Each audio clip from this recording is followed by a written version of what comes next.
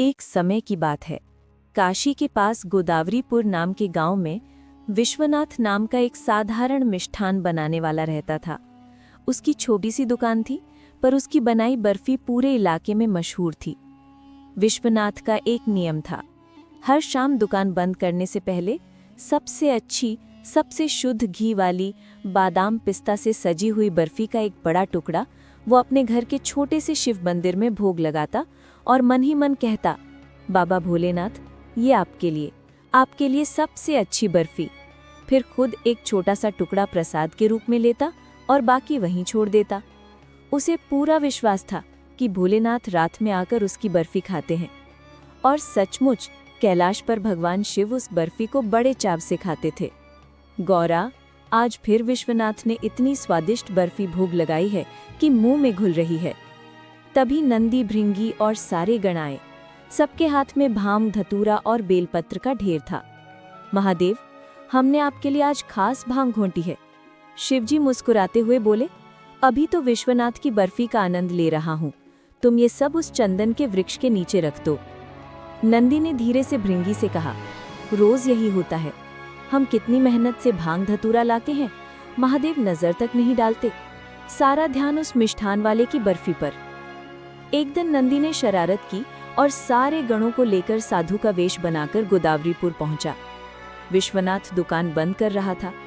नंदी ने कहा, विश्वनाथ, तुम रोज महादेव को बर्फी चढ़ाते हो, पर अब भोलेनाथ रोज बर्फी खाकर ऊब गए हैं। तुम कुछ दिन बर्फी चढ़ाना बंद कर दो, सिर्फ शिवरात्रि या सोमवार को चढ़ाया करो, इससे उन्हें तुम्हारी बर्फी का और ज्यादा स्वाद आएगा। सच्चा और सीधा विश्वनाथ मान गया। उसने सोचा, बाबा को सबका प्रसाद बराबर मिलना चाहिए। गण खुश होकर कैलाश लौट आए। अब शिवजी हर शाम उस शुद्ध घी की बर्फी का इंतजार करने लगे। एक शाम नहीं आई, दो नहीं, पूरी शिवरात्रि तक नहीं आई। जब आई तो खाई, पर जीभ तरस गई। शिवजी ने त्रिशूल टेकते हुए नेत्र बंद किए। सारी शरारत सामने आ गई। कैलाश पर सन्नाटा छा गया। जटाओं से गंगा उफानने लगी।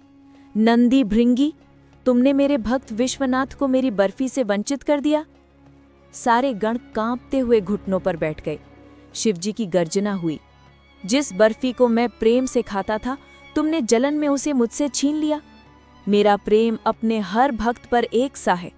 तुम मेरे अंग हो, विश्वनाथ भी मेरा अंश है। जाओ, अभी जाओ और मेरी आज्ञा सुना दो। साधु फिर गोदावरीपुर पहुंचे। विश्वनाथ दुकान खोलने जा रहा था। विश्वनाथ, महादेव का संदेश है, तुम्हारी बर्फी इतनी प्रिय है कि वे एक दिन भी इसके बिना नहीं रह सकते। रोज चढ़ाओ, ये उनकी सख्त आज्ञा है।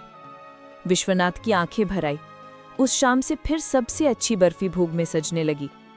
अब तो शिवजी के साथ साथ माता पार्वती, नंदी, सारे गण सब विश्वनाथ की बर्फी का प्रसाद चटकारे ले लेकर खाने लगे। दूसरी कहानी भी उसी गांव में। गोदावरीपुर में ही एक और व्यक्ति था, हरिप्रसाद। बड़ा आलसी, दिन भर खाट पर पड़ा रहता।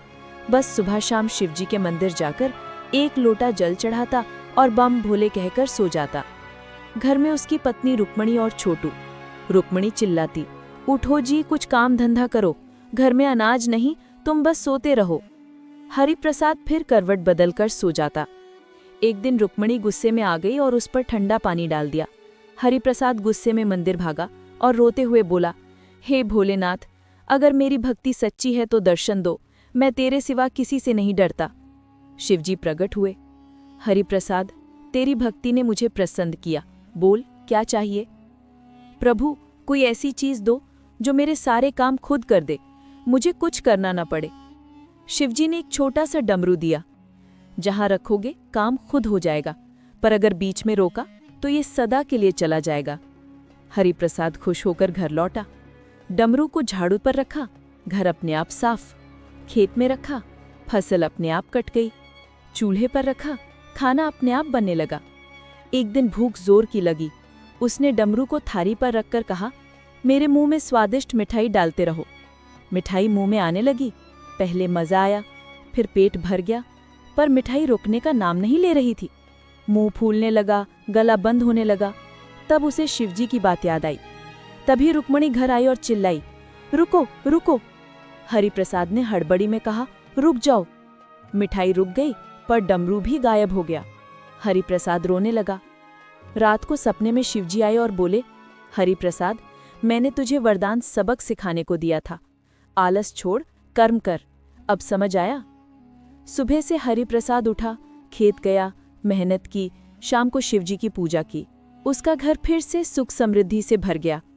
और विश्वनाथ की बर्फी, वो आज भी कैलाश पर सबसे पहले पहुंचती है और सबसे बाद तक चटकारे लिए जाते हैं। उम्मीद है दोस्तों, आप लोगों को ये कहानी पसंद आई होगी, तो प्लीज़ हमारे चैनल को सब्सक्राइब करें, लाइक करें और कमेंट में हर हर महादेव ज़रूर लिखें।